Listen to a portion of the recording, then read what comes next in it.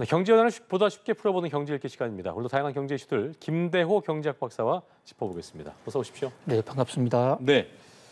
자, 정부가 내년도 나라 살림 예산을 발표를 했습니다. 씀씀이 억제한 짠물 예산이란 평가가 나오고 있는 상황에서 그래도 눈여겨볼 부분은 저출산 관련 규모가 좀 늘어났더라고요. 예, 정부가 내년도 예산에서 우리나라에 지금 심각한 문제가 되고 있는 저출산 문제를 해소 또는 극복하기 위한 배정을 적지 않게 했습니다. 매우 주목되는 상황인데요. 지금 아시다시피 우리나라의 출산율은요, 올해 드디어 0.7로까지 떨어졌고 세계에서 꼴찌입니다. OECD 국가 중에서 최악인데요. 이런 식으로 가다 보면 곧 우리나라가 없어진다라는 얘기까지 나오고 있고요. 경제적으로도 연금 시스템의 붕괴라든지 잠재 성장률의 둔화와 같은 지금 심각한 문제가 제기되고 있는데 이런 면에서 정부가 전체 예산 증가율은 2.8%로 예년보다 훨씬 낮추면서 그러면서도 이 출산을 높이기 위한 데에 예산 배정을 과거보다 좀 높였다. 이런 것은 현재 문제 상황을 인식하고 우리 출산율을 높여서 우리 국가의 미래와 또 경제 발전을 지속적으로 이어간다는 그런 어떤 정책적 의도가 담긴 것으로서 상당히 진일보한 것으로 보입니다. 예, 일단 이 출산 가구에다가 주택 특별 공급 기회도 주기로 했는데 여기를 포함해서 이제 구체적으로 좀 어떤 방안 나오는지 좀 자세히 좀 짚어볼까요? 예, 가장 주목되는 게 지금 앵커님 지적하신 대로 신생아 특공이라는 새로운 제도를 도입을 하는 겁니다. 예. 아기를 낳으면 아기 낳은 지가 2년 이내인 경우에는 아파트 청약을 할 때 특별 공급으로 받아들여서 우대해서 당첨 가능성을 획기적으로 높인다 이런 얘기인데요. 우리나라에서는 처음으로 도입되는 아주 획기적인 제도라고 볼 수가 있습니다. 그동안에는 특별 공급에 신혼부부 특별 공급이라는 걸 있었어요. 그런데 여기는 두 가지 문제가 있었습니다.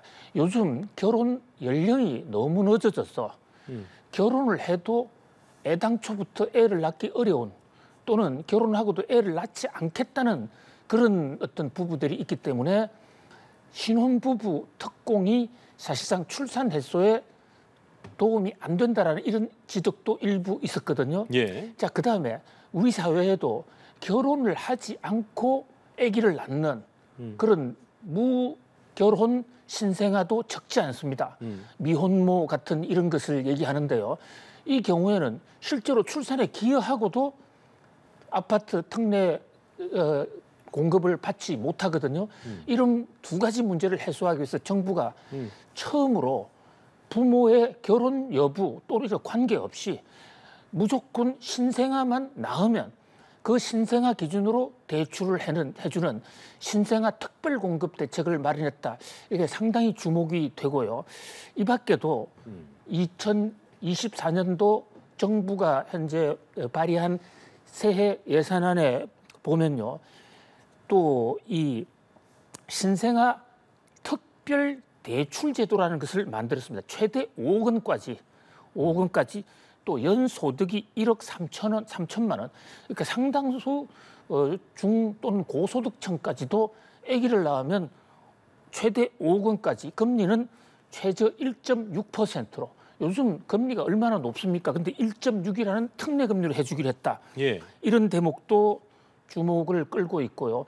이 밖에도 이 영세 아기들에 대한 이 부모들에 대해서 보육 지원금 이것도 종전보다도 훨씬 늘렸습니다. 그래서 한마디로 우리 사회에 출산을 하겠다는 또는 하는 사람들에 대해서 국가 예산으로 지원하겠다 이런데 물론 금액은 저 개인적으로 볼 때는 여전히 부족합니다. 여전히 부족합니까? 예, 그러나 그럼에도 불구하고 이 정부가 예산에서 이를 반영했다는 것은 국가 정책이 이제 본격적으로 출산에 대한 어떤 촉진 정책으로 갔다는 것을 시사하는 상징성이 굉장히 높다. 그런 면에서 상당히 의미가 있어요. 내년도 저출산 대책에만도 17조 원이 반영이 됐습니다. 또 이 밖에도 이 신생아를 출산하는 경우에 이 부모들에 대한 남자, 여자, 공의, 어머니, 아버지 마찬가지입니다. 출산 법정 휴가도 대폭 늘렸거든요. 예. 뭐 지금 현재 그 분야별 예산을 놓고 보면요, 내년도 예산이 전반적으로는 긴축 예산입니다.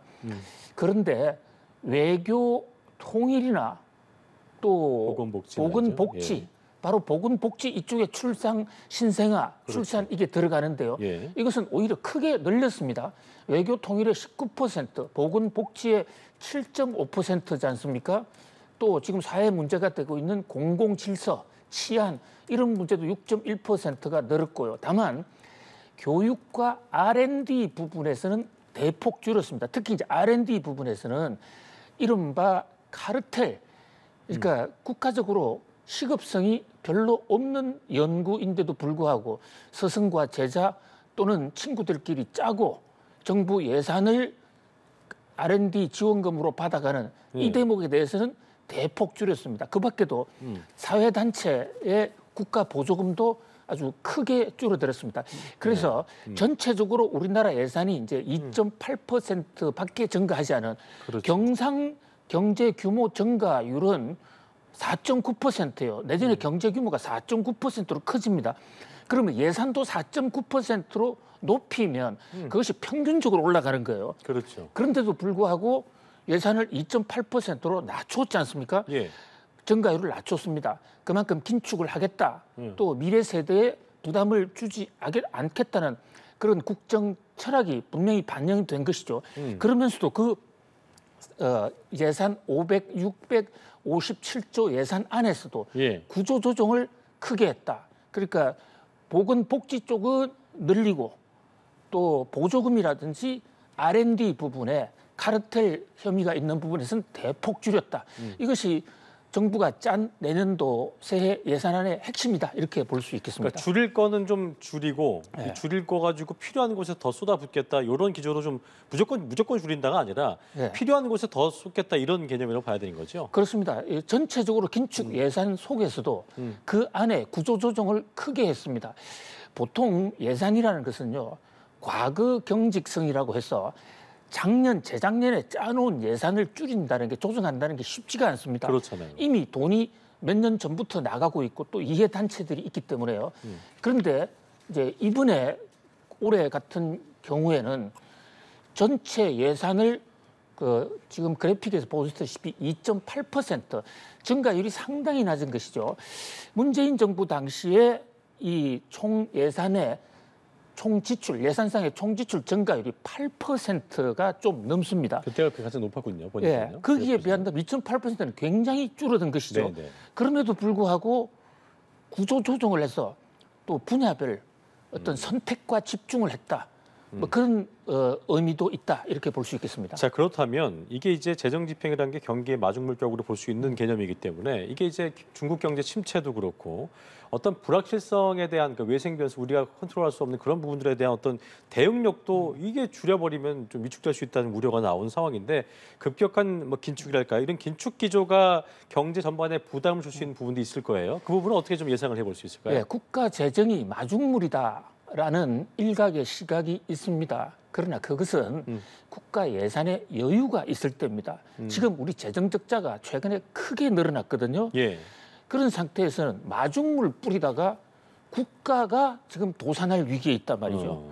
그런 면에서는 이 재정 적자가 심한 상태에서 마중물로 해서 예산을 팽창하게 되면 우리가 올해 정확하게 목도한 것처럼 그 부족한 예산을 마련하기 위해서 국채를 발행할 수밖에 없습니다.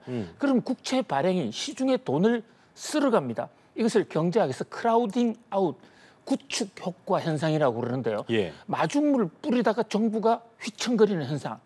이런 상황이기 때문에 지금은 마중물이 급한 게 아니라 재정의 건전성이 훨씬 더 급하다. 그다음에 또 마중물 마련하기 위해서 재정 집행을 하다 보면 세금을 더 걷어야 되는데 지금 경기가 어려운데 세금을 더 걷으면 기업이나 가게든 흔들릴 수 있기 때문에 오히려 지금처럼 재정이 악화된 상태에서는 긴축을 통해서 기업들에게 스스로 그 경기 돌파용 투자를 할 수 있도록 여건을 마련해 주는 게 훨씬 낫다. 일각에서는 지금 정부가 2.8%밖에 안 늘렸지만 어떤 경제학자들은 그것도 많다. 지금 우리가 재정 적자 상태인데 아예 0%라든지 오히려 마이너스로 줄여야 되는 게 아닌가 그런 얘기가 나올 정도로 예. 지금 우리나라의 재정 상황이 좋지가 않습니다. 그러니까 박사님 모실 때는 이번 긴축은 뭐 바람직한 거다라고 좀 보시는 거죠? 그 좀 더 적극적으로 할 필요도 있었다. 아, 더 했어야 된다. 예, 그렇게 보고 그다음에 이제 구조 조정 같은 경우에서도 정말로 불효불급한 것에 대한 우리 경기 회복이라든지 경제난을 돌파할 수 있는 그런 옥석을 좀 정확하게 가려서 선택과 집중을 좀 더 했어야 된다. 그렇군요. 출산 정책도요. 예. 지금 출산이 이런 식으로 저출산이 계속되면 우리의 미래가 없습니다. 진짜 휘청거릴 수 있는 거거든요. 예. 나라의 근간이요. 예, 그래서 이번에 그 어떤 신생아 특례제도, 특공제도 만든 거 쌍수를 들어 환영합니다만 좀 더 적극적으로 그 폭과 대상 더 늘렸어야 했다 이렇게 봅니다. 구체성이 더 있어야 실효성도 좀 늘어날 것이다라는 분석이 있었습니다. 알겠습니다. 자, 그리고 철근 누락 얘기를 좀 해보죠. 아파트 부실 시공 우려가 커지고 있는 상황인데 최근에 이제 5년 동안 LH 아파트 발생 하자가 25만 건에 이르는 것으로 확인됐다. 저희가 앞서 뉴스에서 보도해드렸는데 2020년까지 비교를 해보면 2020년까지 수천 건이었던 하자가 이렇게 급증을 했어요. 어떻게 좀 봐야겠습니까? 글쎄요, 요즘 인터넷에는 LH 아파트가 뭐 하는 아파트냐, 저게 구멍이란 뜻의 루프홀 아파트냐, 뭐 이런 얘기까지도 나오고 있어요. 자, LH 아파트는 루프홀 아파트가 아니라 토지주택공사라고 해서 랜드 앤드 하우징 컴퍼니입니다. 약자죠. 예. 예, 정부 공기업이고요. 저 LH가 발주하는 저 LH 아파트들이 많은 서민들이 지금 살고 있고 그렇습니다. 지금도 서민들에게 기대가 되고 있는 그런 국가적으로 굉장히 중요한 아파트입니다. 그런데 LH 아파트의 하자가 무려 25만 건, 좀 상상을 하기가 어렵습니다. 물론 종래보다도 크게 늘어난 것은 기준이 좀 달라져 가지고요. 주택법이 바뀌어서 옛날에는 큰 하자만을 하자로 집계했는데 최근 들어서는 뭐 웬만한 하자를 다 집계하니까 하자가 좀 늘어나는 그런 측면도 있지만은 그러나 적은 하자도 거기에 사는 사람들한테는 굉장히 고통을 줄 수 있거든요. 그렇죠. 그런 면에서 지금 LH가 만든 아파트에 이렇게 5년간 25만 건이라는 것은 이건 좀 해도 너무한다. 근데 이제 몇천 건에서 이게 25만 건이라는 게 조사가 안 된 걸까요? 아니면 뭐 갑자기 부실할 만한 이유가 있었던 걸까요? 그렇게 이제 과거에는 사소한 그 하자에 대해서는 제대로 접수도 안 해주고 또 그것을 통계 처리도 하지 않았거든요. 그런 면에서 종전에 비해서 많다 적다 이것은 큰 의미는 없는 것 같아요. 그렇군요. 그러나 어쨌든 25만 건이나 있다. 이것은 정말로 LH가 순살 아파트 철강 빼먹기 그것 반성해야 되지만 그거 못지않게 서민들에게 제공하는 저 아파트 정말 정밀하게 정성껏 지어야 되는데 저게 짬짬이로 전관 아는 사람들한테 또는 그렇죠. 입찰 담합으로 나가다 보니까 거기에 생산비를 제대로 안 들리는 원가를 비용을 빼다 보니까 이런 문제가 생긴 것이 아니냐. 그래서 이번 기회에 정말 LH가 루프홀이 아니라 정말로 고급 아파트로 서민들의 희망이 되는 아파트로 다시 일어나야 된다. 국토부에서 지금 그렇습니다. LH 혁신 작업을 하고 있는데 태산 명동의 서일필처럼 말만 할 게 아니라 정말로 큰 혁신이 필요한 어떤 상황이다. 이렇게 볼 수 있겠습니다. 그리고 이제 LH 말고도 건설 입찰 참가 자격 제한의 기준으로 활용되고 있는 거죠. 국토교통부의 시공 능력 평가를 봤더니만 상위권 차지한 건설사가 하자 발생률에서도 상위권에 포함되면서 이거 시공 능력 평가 제도도 좀 손봐야 되지 않겠다는 목소리 나오더라고요. 굉장히 중요한 대목을 앵커님이 지적을 해 주셨는데요. LH는 발주하는 것이고 LH 발주를 받아서 공사는 시공업자들. 일반 시공업체들이 하거든요. 지금 나오잖아요. 그런데 하자 발생 시공업체가 보니까 우리가 잘 아는 다 아는 기업들이에요. 대기업들 한화건설, 두산도 있고. 두산건설. 자, 건수만 많은 게 아니라 한 세대당 한 건 11.6, 하나건설 1등입니다. 한국화약 우주까지 가는 기술을 마련해 놓고도 지금 건축에서는 하자를 내고 있다. 그런 면에서 이번 LH 부실 사건은 LH만의 문제가 아니라 그 시공회사들과 같이 짬짬이 부실이다. 근데 이 회사들이요. 시공 능력이 굉장히 높아요. 그렇죠. 정부에서 시공 능력을 발표한. 근데 우리나라 지금 시공 능력이 자본금이 많으면 1등, 2등 해줍니다. 이렇게 대기업들은 무조건 유리한 시스템. 그러다 보니까 구조적인 어떤 하자가 지속적으로 생긴다 해서 시공 능력도 혁신, 시공 능력, 평가 기준도 그렇죠. 바꿔야 될 필요가 있어 보입니다. 알겠습니다. 여기까지 경제일기 김대호 박사와 함께했습니다. 오늘 말씀 고맙습니다. 감사합니다.